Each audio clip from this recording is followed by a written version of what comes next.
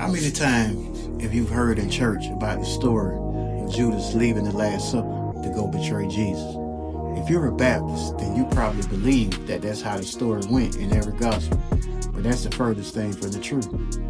In the New Testament, they place the book of Matthew as the first book, although it isn't the first one written. A Q-source gospel that no longer exists and the book of Mark are actually the books that are historically proven to be the core source gospels for the others. In books like Matthew, Jesus never reveals who the immediate disciple is who's going to betray him. He says, "He that dips his hand in this dish with me will be the same one to betray me." Then he proceeds to give all of the disciples sops of bread.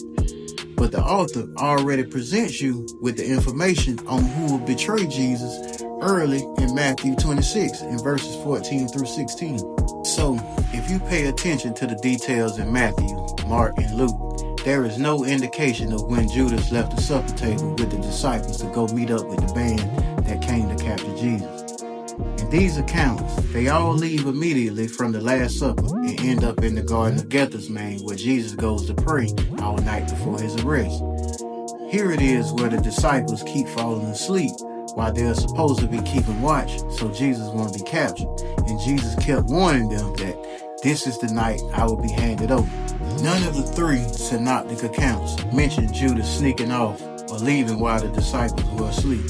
And none of those accounts mention Judas leaving that supper table either. It's not until the book of John does this account add these details to clean up the story. But trying to clean up the story, it just creates another discrepancy. Remember me telling you before that Mark is one of the source materials for the other Gospels.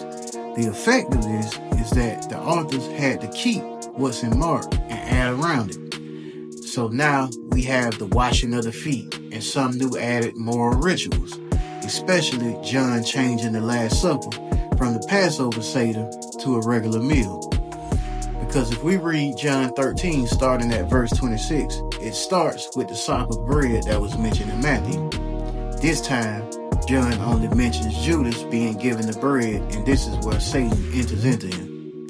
When this happens, Jesus tells him to go do what he must do. I remember reading this as a child and said, how did they not know what he was going to do? Why didn't they grab him then?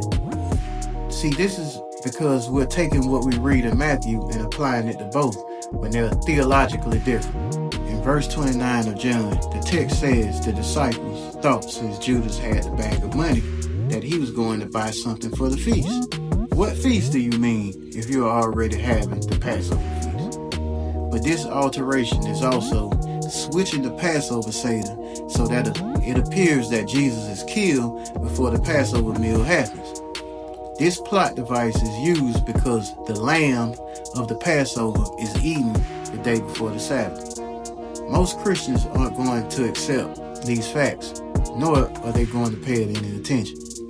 They're just going to say that John gave us a more detailed account, when the fact of the matter is, a book written 40 years after the first can't be adding details, nor can it be an eyewitness account. Cello the Great.